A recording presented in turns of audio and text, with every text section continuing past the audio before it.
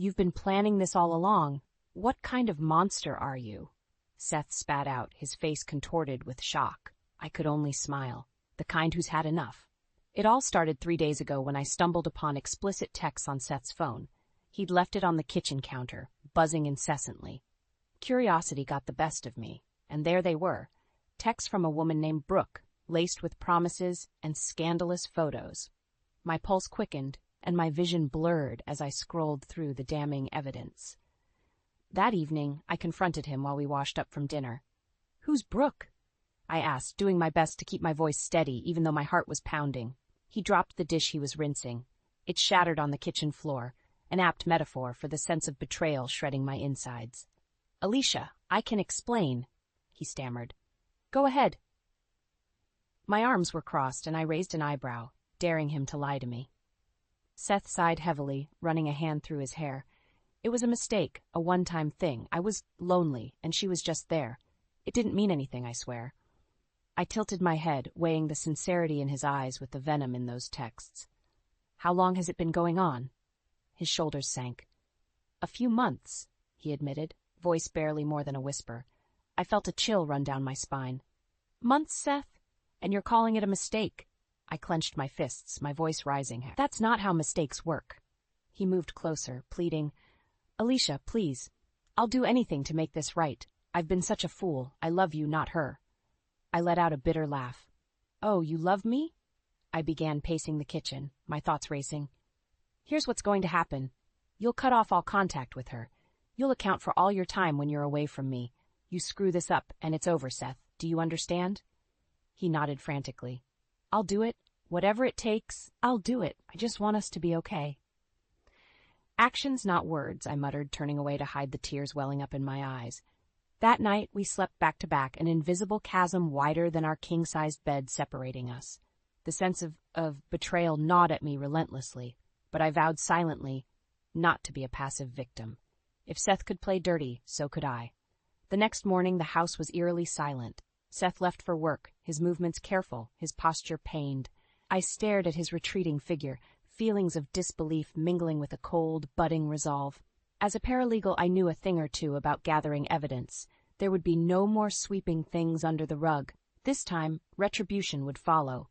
Standing in the doorway, I watched him drive away, my mind racing with thoughts of how to outmaneuver this betrayal. This was war now. Turning back inside, I pulled out my phone and typed a number. "Louise? I need to talk. It's about Seth. No, not just talk. Plan." And thus began my careful descent into Seth's web of deceit, determined to tear it down strand by sordid strand. The next few weeks passed in a blur of routine and scrutiny. I watched Seth like a hawk, making sure he adhered to the strict conditions I'd set. He'd text me whenever he left work, checked in throughout the day, and made a point of coming home on time. His efforts seemed sincere, but the wound was still fresh, the trust broken. One evening, as we were sitting on the couch watching TV, his phone buzzed. He glanced at it, eyes darting up to see if I'd noticed. I pretended to be engrossed in the show, but saw the flash of guilt on his face. "Who's that?" I asked casually. He hesitated before answering. "Just a work thing. Nothing important." "Mind if I see?" I reached out my hand. "Really, Alicia? You don't trust me?" His voice was strained, defensive. "I think I have every right not to," I said, my voice icy. "Hand it over." Reluctantly, he did. It was a group message from his sales team, innocuous enough, but his hesitation had planted a seed of doubt in my mind. Late-night work calls became a frequent occurrence again. He'd step outside to take them, trying to be discreet. The conversations were muffled, but I could sense the familiarity, the ease in his voice that clearly wasn't talking business. It was always the same excuse, just wrapping up a project. I played along, nodding, pretending to trust. One night, I followed him outside. "Who are you talking to, Seth?" He nearly jumped out of his skin. "Alicia! I'm just talking to Kevin, my manager. What's your problem?" I crossed my arms and leaned against the doorframe. "My problem is that this all feels very familiar, like history repeating itself." He sighed, rubbing his temples. "I told you I'm not talking to Brooke anymore. I'm trying to fix this, Alicia. Are you?" I raised an eyebrow, because it sure doesn't feel that way. Days turned into weeks, and the signs kept resurfacing in subtle ways. His phone's screen turned away from me, the extra minutes in the bathroom, the constant urgency in his voice during these work calls. One day, when he left his phone on the counter again, I took it. There were no traces of anything suspicious. He'd gotten smarter, more careful. But my gut told me differently. I needed concrete proof. That's when I decided to start quietly investigating. I noted down the numbers he called frequently, the times he was supposedly working late. I charted it all out. My mind focused on one goal: uncovering the truth. Louise was my sounding board, providing a mix of moral support and strategic advice. "Have you thought about hiring someone? A private investigator, maybe?" she suggested one evening over coffee. I nodded. "That's my next move. But first, I want to catch him slips up. He's bound to make a mistake." Just as I finished saying that, Seth walked in. He looked between us, suspicion etched on his face. "What's going on?" "Just catching up," I said, smiling sweetly.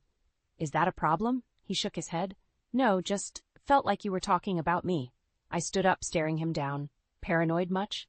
He didn't respond, just walked away, the tension palpable. His steps were careful, cautious. This had only just begun. The game of trust and deceit was still in play, and I intended to win. One Friday evening, I decided to leave work a bit early. I had a hunch, a bad feeling that had been simmering for days. Instead of taking my usual route, I drove by a small coffee shop several blocks from Seth's office. That's when I saw them, Seth and Brooke, sitting in a corner booth, their heads close together, sharing laughter and too many smiles. My heart raced and my hands tightened around the steering wheel. I parked across the street and pulled out my phone, discreetly snapping a few pictures. There was no mistaking the affection in their eyes. Seth had broken every promise. Back home, I paced the living room, my mind racing. There was no denying it now. I needed more than just photos. I needed concrete evidence for the upcoming storm. The next morning, I dialed the number Louise had given me. "Detective Rivera?" I asked when he answered. "Yes. And you are?" "Alicia. A friend referred me. I need help." He met me at a small diner later that evening. Detective Rivera was a seasoned investigator, his eyes sharp and observant. "What do you need me to do?" he asked, sipping his coffee.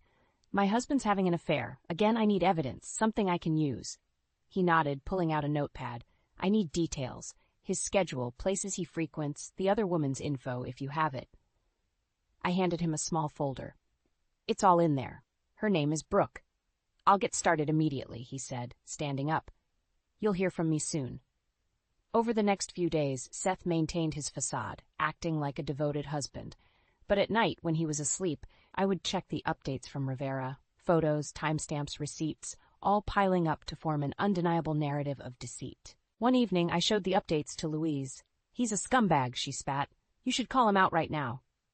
"Not yet," I replied, a glint of steel in my voice. "I need irrefutable evidence and a solid plan. I want to make sure he can't worm his way out." Louise nodded. "So, what's next?" "I'll confront Brooke," I said, the plan taking shape in my mind. "Make her confess in public." The opportunity came sooner than expected. Seth mentioned a business trip, and Brooke planned to meet him at a different location. I arranged a meeting with Brooke under the guise of wanting to understand her side, tricking her into thinking I was leaving Seth and needed closure. At the agreed time, I arrived early, positioning myself discreetly in the cafe. Brooke walked in, clearly confident, almost smug. We sat down, and I cut to the chase. "Brooke, how long has it been going on?" She smirked, leaning back in her chair. "Months. Seth told you it was over, didn't he? He lies easily." I pulled out my phone and pressed record. "Say that again." Brooke blinked, realizing too late. Fury and embarrassment flashed across her face. "Are you serious right now?" "Yes," I replied, standing up. "Now everyone knows." I gestured around, where curious onlookers had started paying attention. Brooke stormed out, and I left, feeling a small sense of triumph. One step closer. The next phase was calling Seth's bluff. He walked in that night, confused but with no idea what was coming for him. "How was your day?" he asked nonchalantly. "Eventful," I said, lifting my head, determination burning in my eyes. "Let's talk." And talk we would. But not before I laid out every piece of evidence, every lie, every betrayal. This wasn't over, far from it. The game had only just begun. Seth walked into the house, his smile fading as he saw me waiting in the living room. "Alicia, what's going on?" I stood, holding the folder of evidence. We need to talk, Seth. He laughed nervously. This sounds serious. It is. I tossed the folder onto the coffee table, spilling photos of him and Brooke along with timestamps and receipts. His face paled as he realized what he was seeing. What the hell is this? He muttered, flipping through the documents. You tell me, I shot back, arms crossed. This is crazy, Alicia. You've got it all wrong. This isn't what it looks like. I leaned forward, eyes locked on his. Isn't it? You said it was over. You said you'd cut her off. But these pictures, they say you've been lying to me every single day. Seth ran his fingers through his hair, frustration spilling over. Fine, all right, I lied, but it wasn't serious. It never was. You mean everything to me. I could feel my temper rising. How long, Seth? I demanded. How long have you been lying to my face? He hesitated. A few months, he admitted, averting his gaze. Months, and you thought I wouldn't find out? Did you really think you could keep deceiving me forever? I made a mistake, Alicia. I'm human. Everyone makes mistakes. But not everyone repeats them, I said coldly. This isn't a mistake, Seth. This is betrayal. His anger flared. And what about you, huh? Spying on me, hiring detectives? What does that make you? A woman who's had enough, I replied sharply. A woman who is done being played for a fool. You don't mean that, he said, stepping closer. We can work through this. I'll change, I swear. It's too late for that, I said, walking away. I pulled out my phone. I've been recording our conversations for weeks, every lie, every fake apology, and now I want you to go upstairs, get your things, and leave this house. Seth's eyes widened. You can't be serious. One more thing, I continued, not missing a beat. I've invited Brooke for a talk tomorrow. You'll join us. What? He looked bewildered. You're insane. I smirked. Maybe. But you'll be there, or I'll expose you before you even get a chance to defend yourself. The next day, I arranged to meet Brooke at a cafe. Just as planned, Seth walked in behind her. They both looked stunned to see each other. What is this? Brooke asked, her eyes darting between us. I casually pulled out my phone again. Just a friendly chat. Seth, why don't you start? Seth's face tightened. Alicia, please? Now, I growled. He took a deep breath. Brooke, it's over. Alicia knows everything. Brooke scoffed. You think this is over? We had something real, Seth. Real? I interjected. Real enough to lie to both of us? Seth sank into a chair, defeated. Brooke's eyes burned with anger. You tricked me, she hissed. Consider it a taste of your own medicine, I said, standing up. You deserve each other. Across the cafe, curious eyes watched as I walked out, my head held high. It was a small victory, but the war was far from over. With Seth humiliated and Brooke exposed, one phase of my plan was complete. Now it was time to take the next steps. This was only the beginning of Seth's downfall, and I was determined to see it through to the end. Seth came home that night with a dark, thunderous look. What the hell was that? He growled, slamming the door behind him. I stood my ground. That was a public service announcement. Now everyone knows the truth. His face twisted in anger. You've humiliated me, Alicia, in front of everyone. My colleagues, my friends. Did you expect any less after what you did? I shot back, arms crossed. You're insane, he snapped. You've lost it. Maybe I have, I said, voice steady. Maybe you drove me to it. Seth closed the distance between us, his eyes burning with rage. You're going to pay for this. You think you can just ruin my life? Your life? I scoffed. What about mine? You've lied, cheated, and turned it upside down. You deserve every bit of this. This isn't over, he threatened, but I didn't flinch. You think you can just walk away from this mess you created? I'm not walking away, Seth. I'm walking out. I've got the evidence, and I'm filing for divorce. His eyes widened in shock. You can't be serious. Oh, I am, I said, pulling out the papers I had prepared. Tomorrow, these go to Janet. She's already expecting them. Seth's fury escalated. You're just going to give up on us? Throw everything away? You already did that, I retorted. I'm just making it official. He stormed out of the room, slamming the door so hard the whole house seemed to shake. The next morning, he was gone before I woke up. I made sure to record any interactions, his threats, his angry outbursts, all part of the plan. I went to see Janet, my lawyer and mentor. I've got everything we need, I said, handing her the folder. She flipped through the documents, nodding with approval. This is solid. He won't be able to refute this. Good, I said. He deserves everything that's coming. Janet looked at me with a mixture of concern and admiration. How are you holding up, Alicia? I'm fine, I replied, though the fatigue in my voice betrayed me. I just want this over with. Janet reached across the table and squeezed my hand. You're strong. You'll get through this. The following days were a whirlwind of legal proceedings. Seth's attempts to reconcile grew more desperate, more insistent. One night he showed up unannounced, his eyes wild and pleading. Please, Alicia, he begged, don't do this. We can fix this. There's nothing left to fix, I said firmly, not letting him see the slight tremor in my hand. This is the end. That's when his demeanor changed. He snapped, spilling out anger and venom. You'll regret this. You're going to end up alone. I'll take that risk, I said, stepping back. Now get out. That night I packed my things, moving out while he was still fuming in the driveway. As I drove away, I felt a mixture of fear and liberation. This was a new beginning, but I knew the battle wasn't over. My revenge was far from complete. Seth would feel the weight of his actions, and I would ensure justice was served. As I watched our house disappear in the rearview mirror, I couldn't help but feel a fierce resolve hardening in my chest. This was just the beginning of the end for Seth. I stepped into Janet's office, the scent of coffee and paper mingling in the air. She greeted me with a firm handshake. Ready to get started? More than ready, I nodded. Janet took a seat at her desk, arranging the documents in front of her. We're going to throw everything we've got at him, infidelity, threats. It's all here. Make sure he doesn't see it coming, I said, a determined edge in my voice. She smiled. He won't. Trust me. I've handled worse. The legal battle began swiftly. Seth was blindsided by the alimony and compensation case. I watched as the shock registered on his face when he was served the papers at work, standing beside Janet as she laid out our case with surgical precision. You're really doing this, Seth spat, a mixture of disbelief and rage in his eyes. Yes, I am, I said calmly. You brought this on yourself. Janet didn't miss a beat. Mr. Williams, your repeated infidelity and abusive behavior are all well documented. This case is airtight. Seth's lawyer, a middle-aged man with a perpetual frown, tried to interject. We'll contest these allegations. Janet leaned forward, sat her gaze unwavering. Feel free to try, but Alicia's evidence is overwhelming. You won't win this. Over the next few days, Seth's attempts to reconcile became almost pathetic. He called constantly, leaving voicemails filled with pleas and apologies. I didn't respond. Janet advised me to let the legal process play out without engaging him. He's desperate, she noted, reviewing the latest documents. Don't give him the satisfaction of breaking you down. I won't, I assured her. He's lost all his power over me. We went through Seth's finances meticulously, ensuring we traced every asset. The more we uncovered, the more it painted a picture of deceit and manipulation. Seth had underestimated my resolve and capability.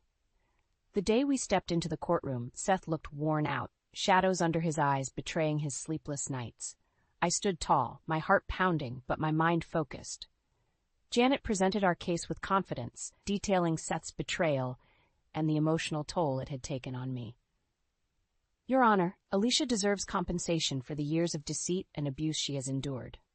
Seth's lawyer attempted to paint a picture of marital discord, but the evidence was irrefutable. When it was over, the judge ruled in our favor. Seth was ordered to pay substantial alimony and part of our shared assets. Outside the courtroom, Seth approached me. Alicia, please. I shook my head. It's too late, Seth. This is justice, not revenge. You'll have to live with the consequences of your actions. His face crumbled. I never meant for it to end like this. You should have thought about that before, I replied, walking away. As I left the courthouse with Janet, I felt a sense of closure. This chapter of my life was ending, but I knew my journey wasn't over. There were still steps to take, and more to ensure Seth understood fully the cost of his betrayal. This was about more than just legal victory. It was about reclaiming my life. And I intended to do just that. Seth's downfall began to spiral faster than I anticipated. One morning, I received a tip that his company was planning a critical meeting. I seized the opportunity to act, delivering the evidence of his affair to his employer. Ethics and company policies were clearly outlined in their handbook, and Seth had breached them fundamentally. A couple days later, Seth's boss, Tom, called him into the office. I can only imagine the tension simmering in that room. I had made sure I had a witness, Louise, casually positioned in the lobby, ready to update me. Seth came out, his face ashen, lips pursed. He brushed past Louise without a word. Moments later, she texted, "He's been let go." It worked.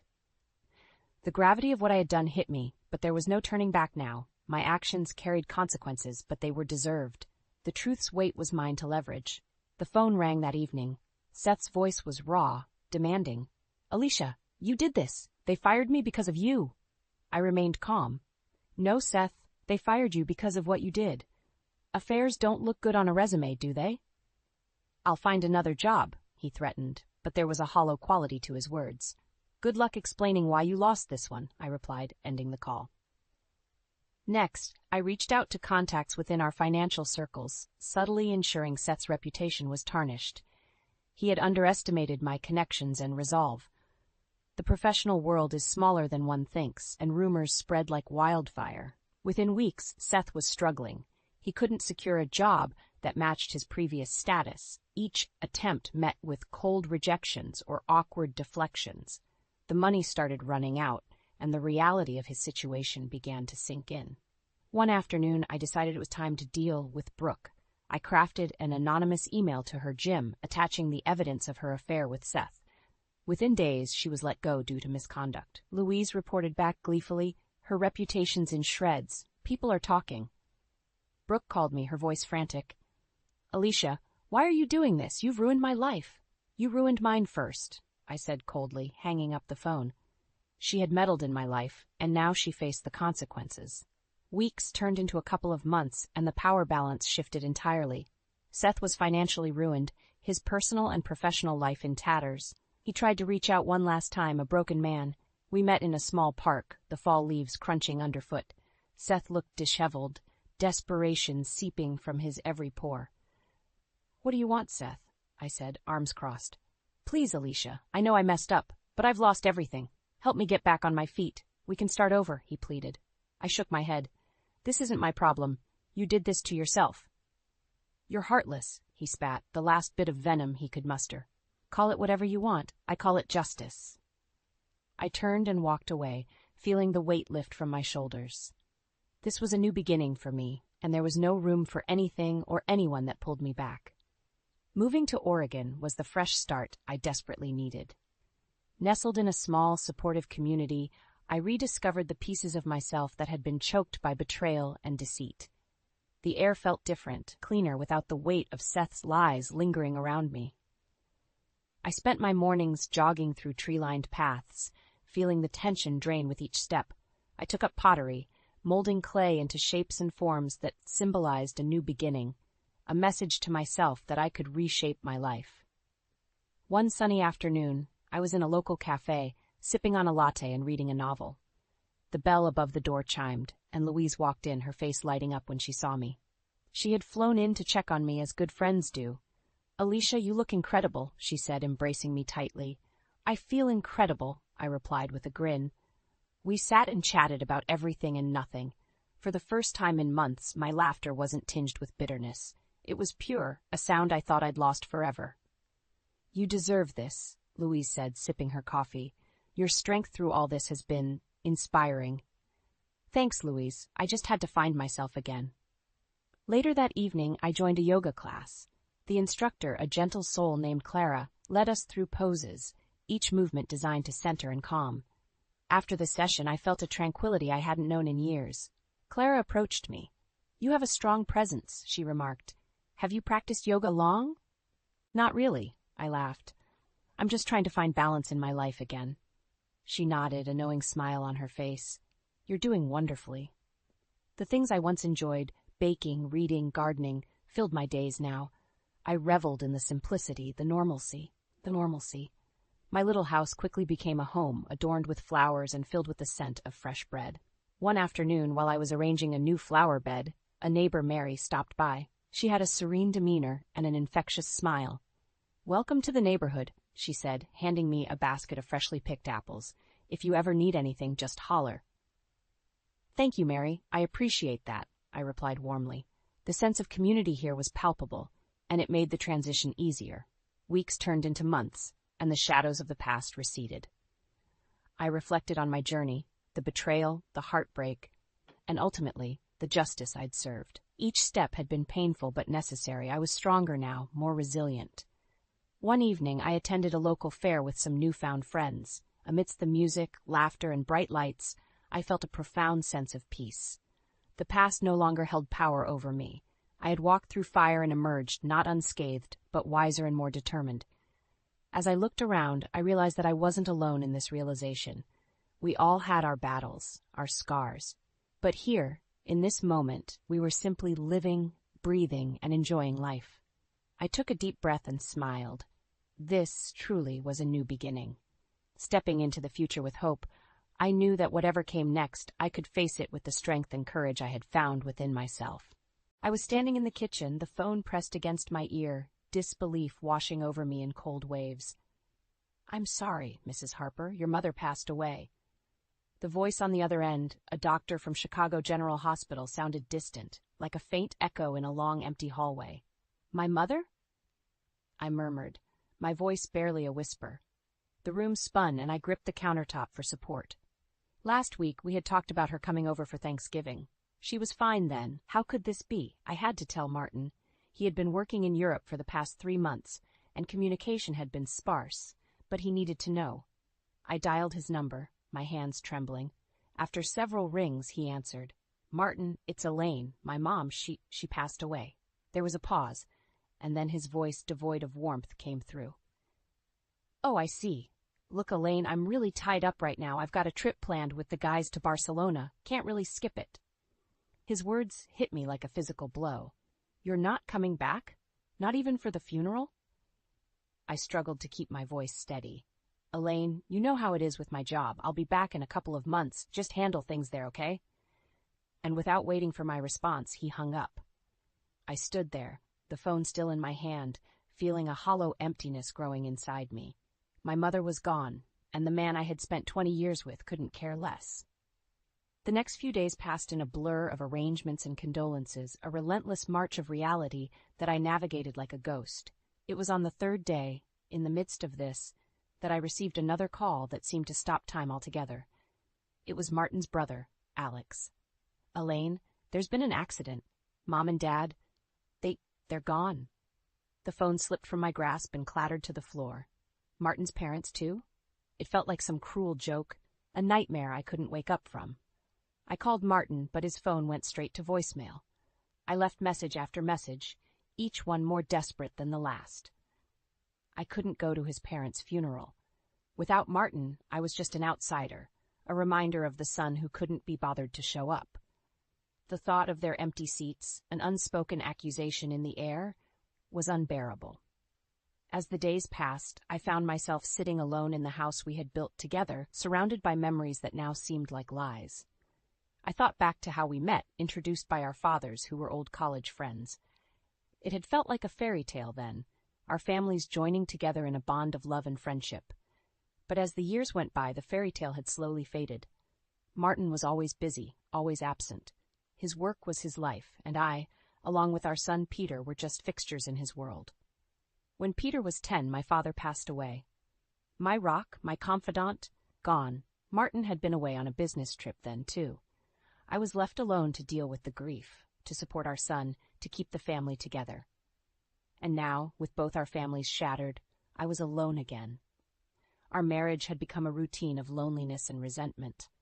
I was the homemaker, the silent supporter, while Martin was the absent provider. But was he really providing, or just running away from a life he no longer wanted? I tried to remember the last time we had laughed together or shared a moment of genuine connection. But all I could see was the growing distance between us, a chasm filled with unspoken words and unmet needs. As I sat there, lost in my thoughts, I realized that this wasn't just about his absence. It was about the lack of respect, the lack of empathy. It was about a marriage that had become a hollow shell of what it once was. And as the sun set, casting long shadows across the room, I knew that something had to change. I couldn't live in this shadow any longer. The days following the funerals were a whirlwind of silent houses and unanswered calls. I tried to reach Martin again, but it was as if he had vanished off the face of the earth. That's when the memories began to creep in, unwelcome and unbidden. I remembered our early days, how Martin's charm and ambition had swept me off my feet.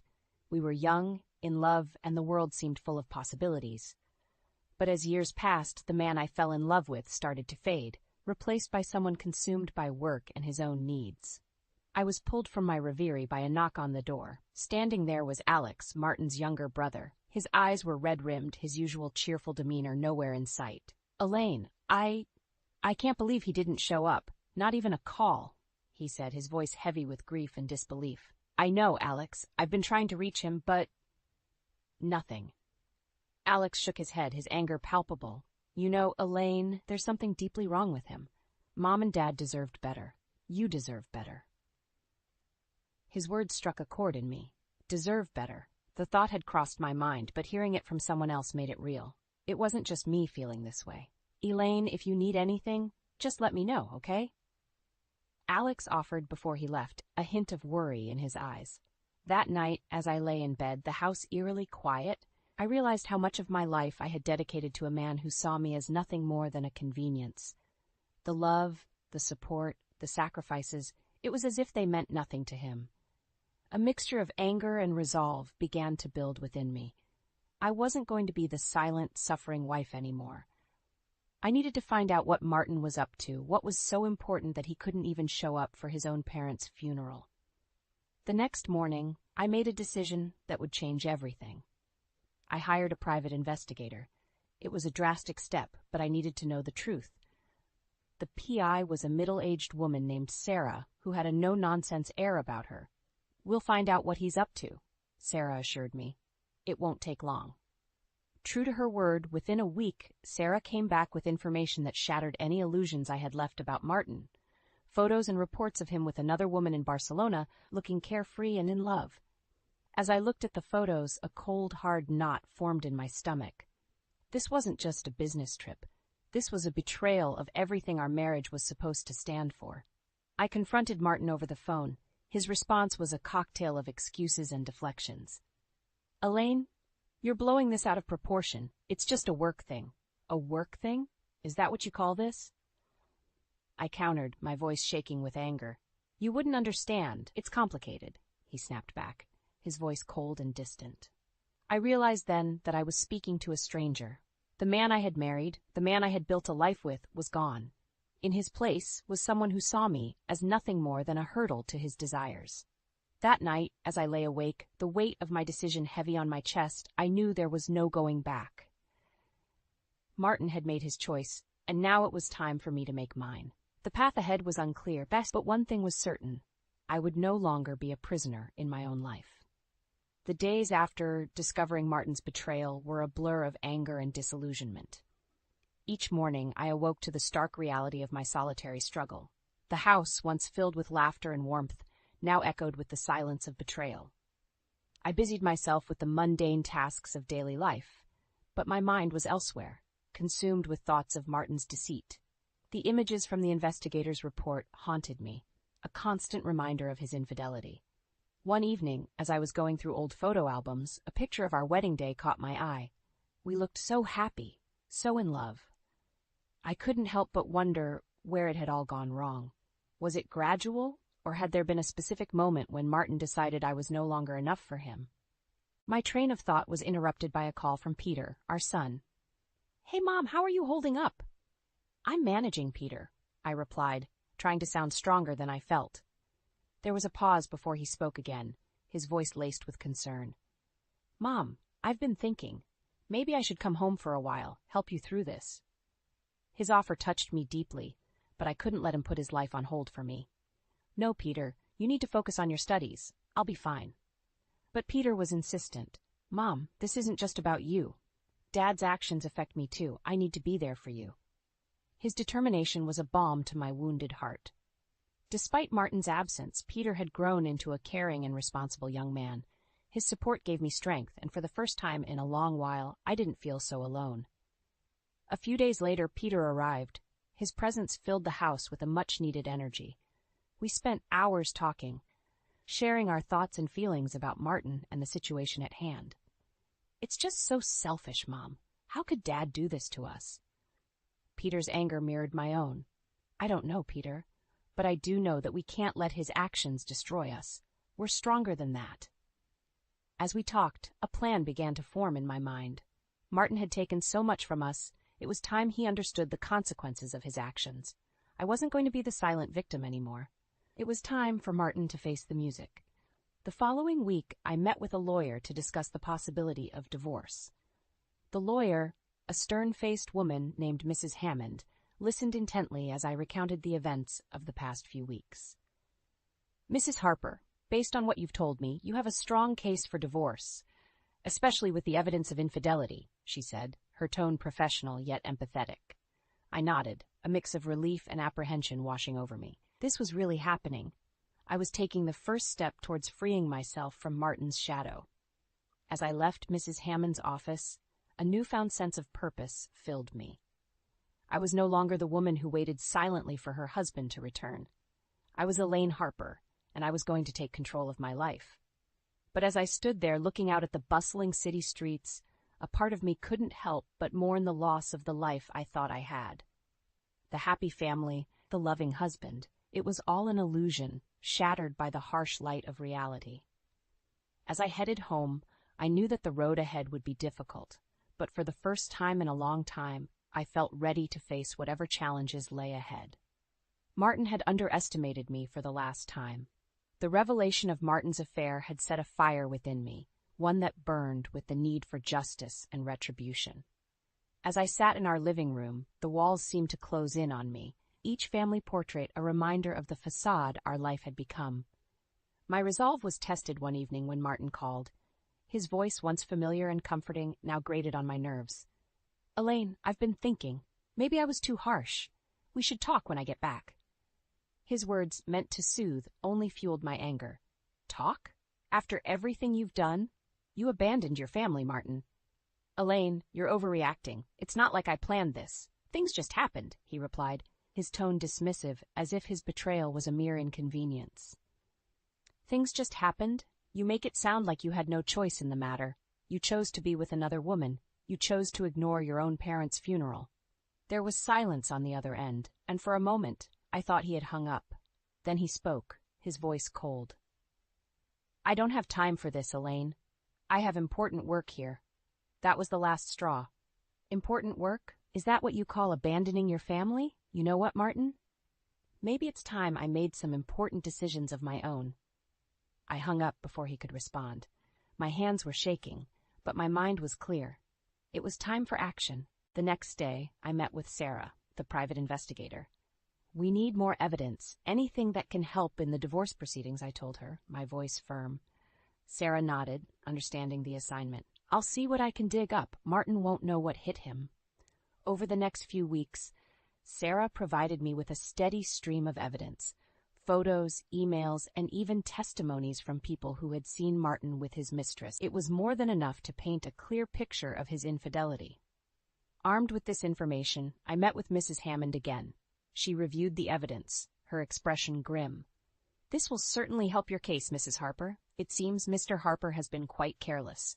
As we discussed the next steps, a plan began to take shape. Martin had always been proud of his reputation, both personally and professionally. It was time to use that against him. "Mrs. Hammond, I want to make sure Martin feels the consequences of his actions, not just legally, but personally and professionally as well." Mrs. Hammond regarded me with a new level of respect. "I understand, Mrs. Harper. We'll make sure he gets what he deserves." When Martin finally returned home, it was to a cold and unwelcoming house. I greeted him with divorce papers, my expression as hard as the resolve within me. "Elaine, what is this?" he asked, his voice a mix of surprise and annoyance. "It's over, Martin. I'm filing for divorce, and before you try to talk your way out of this, know that I have enough evidence to ruin you." Martin's face turned a shade paler, his usual confident demeanor crumbling. "You wouldn't dare," he said, but his voice lacked conviction. "I dare, Martin. I dare to stand up for myself and for our son. You've made your choices, and now you'll live with the consequences." As he read through the papers, his face twisted in anger and disbelief. But there was no going back. I had drawn the line, and there was no crossing it. That night, as Martin packed his bags and left, I felt a sense of liberation. The chains of our loveless marriage were finally broken. I was free, free to start anew, free from the lies and deceit that had bound me for so long. As I watched him drive away, a sense of justice filled me. This was just the beginning. Martin would soon learn that his actions had consequences, consequences that would haunt him for the rest of his life. The days following Martin's departure were filled with a tumultuous mix of emotions. Anger, relief, and a sense of vindication swirled within me. The house, now void of his presence, felt larger, as if it too had been holding its breath under his oppressive shadow. My resolve was tested when I received a call from Martin, his tone a mix of anger and desperation. "Elaine, you're ruining me. The divorce papers, the allegations. Do you realize what you're doing?" His words were like fuel to my fire. "Yes, Martin, I know exactly what I'm doing. I'm showing the world who you really are." "You can't do this to me. I've worked hard for everything I have," he argued, his voice laced with entitlement. "Worked hard? You mean you've lied and cheated your way through our marriage? You've made your bed, Martin. Now you have to lie in it." Martin's voice rose, a crescendo of frustration and disbelief. "You were nothing before me. You think you can just take everything?" I felt a surge of power at his words. "I was nothing? No, Martin. I was everything you didn't appreciate. And now I'm taking back what's mine." The call ended with Martin's threats echoing in my ears, but they no longer held any power over me. I was done being the victim. As the divorce proceedings began, Martin's true nature became evident for all to see. His attempts to hide assets and slander me only served to damage his reputation further. The evidence Sarah had gathered painted a clear picture of his deceit and infidelity. The court hearings were tense, with Martin's lawyers trying every trick in the book. But Mrs. Hammond was a force to be reckoned with, countering their moves with precision and finesse. Throughout it all, Peter stood by my side, his support unwavering. He had grown disillusioned with his father, the truth eroding any semblance of respect he once held. The day the divorce was finalized was a day of liberation. As the judge declared our marriage dissolved, a weight lifted from my shoulders. I had won, not just the divorce, but my freedom from Martin's shadow. After the court session, Martin approached me, a shell of the man he once was. "Elaine, please, we can still fix this." I looked at him, really looked at him, and what I saw was a man broken by his own arrogance. "There's nothing left to fix, Martin. You broke everything worth saving." Walking away from him, I felt a chapter of my life closing. The pain, the betrayal, the lies, they were all behind me now. Ahead lay a path of my own making, free from the deceit that had clouded my life for so long. As I stepped out of the courthouse, the sun broke through the clouds, bathing the world in a warm, golden light. It felt like a sign, a promise of new beginnings and brighter days ahead. I turned to Peter, a smile spreading across my face. "Let's go home, son. We have a new life to start." And with that, we walked away, leaving Martin and the past where they belonged, behind us. With the divorce finalized, I was determined to reveal the extent of Martin's disgrace to those who had been blinded by his facade. I knew that true justice wouldn't come from the courts alone. It had to come from exposing him to the world. I started by reaching out to our mutual friends, people who had known us as a couple for years. The initial reactions were mixed, with some refusing to believe the truth, but I had evidence, undeniable proof of his infidelity and deceit. Slowly but surely, the tide began to turn. One evening, I invited a few friends over, people who had doubted me initially. As they sat in my living room, I showed them the messages and pictures Sarah had gathered. Shock and disbelief filled the room as they saw Martin's true colors laid bare. One friend, Lisa, shook her head in disbelief. "I can't believe I defended him all this time. He's a monster." Tears welled up in my eyes as I nodded. "He fooled us all, but now you know." Lisa was the first to take action. She contacted others in our social circle, sharing the evidence and urging them to reconsider their alliances. Soon, the once seemingly impenetrable wall of support around Martin began to crumble. One by one, our friends distanced themselves from him, appalled by his actions. The same people who had once admired him now saw him for what he was, a selfish, deceitful man who had no regard for anyone but himself. As Martin's social standing crumbled, he became increasingly isolated. His attempts to salvage his reputation only made things worse, as he lashed out at those who had abandoned him. His once strong network of contacts began to disappear, leaving him with no one to turn to. I watched with a sense of grim satisfaction as the man who had caused me so much pain faced the consequences of his actions. It wasn't enough for him to lose his friends. I wanted him to lose everything. One day, I received a call from Martin's former boss, Mr. Reynolds. He had heard about the divorce and the scandal surrounding Martin. Elaine, I had no idea. I can't believe he would do such things. I sighed, my voice heavy with exhaustion. It's been a long time coming, Mr. Reynolds. Martin's true nature finally caught up with him. Mr. Reynolds paused, then spoke with a hint of regret. I'm sorry to hear about all of this, but I wanted to let you know that Martin's behavior at the company has also come to light. We've decided to terminate his employment. I felt a rush of vindication. Thank you, Mr. Reynolds. It's about time he faced the consequences. As the news of Martin's termination spread, his world crumbled further. He had lost his job, his friends, and his reputation. It was a fall from grace that he couldn't recover from. But I wasn't done yet. I had one final move to make, one that would ensure Martin paid for his actions in the most significant way possible. With Martin's world in shambles, it was time for the final blow, the ultimate revenge that would ensure he paid for his sins. I had discovered a hidden secret during the divorce proceedings, one that would bring him to his knees. Late one evening, as I sat in my quiet home, I made the call I had been dreading but also eagerly anticipating. The voice on the other end was familiar, cold, and detached. Martin, we need to talk. There was a long pause before he replied, his voice wary. What do you want, Elaine? I want justice, Martin. I want you to pay for everything you've done. My words were deliberate, each one carrying the weight of my anger and determination. Martin chuckled, a mocking sound that sent shivers down my spine. You think you can do anything to me now? I've lost it all, Elaine. What more could you possibly take from me? I took a deep breath, steadying myself. I know about your hidden accounts, Martin, the offshore ones you thought were safe. I have the evidence, and I'm not afraid to expose you. Silence hung in the air, thick and suffocating. I could hear the panic in his voice when he finally responded. How did you? That's not important right now, I interrupted. What matters is that I have the power to ruin you completely. The authorities will be very interested in those accounts, Martin. His voice trembled as he spoke, desperation creeping in. What do you want, Elaine? Money? Is that what this is about? I couldn't help but laugh. A bitter and vindictive sound. Money won't fix the damage you've done, Martin. But it will ensure you suffer for a long time. I outlined my terms, a substantial portion of his hidden wealth to be transferred to me as compensation for the years of pain and betrayal. Martin had no choice but to agree, his voice defeated. As I hung up the phone, I felt a rush of satisfaction. Martin had lost everything, his job, his reputation, and now his secret wealth. He was a broken man, a shadow of his former self. But I had won.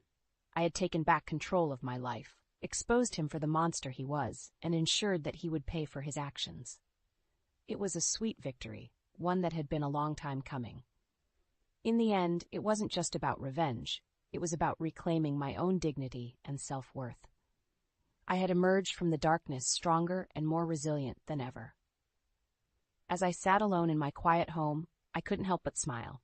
The nightmare was finally over, and I was free to live my life on my terms. Martin's downfall was a satisfying end to a chapter of my life that I was more than ready to leave behind.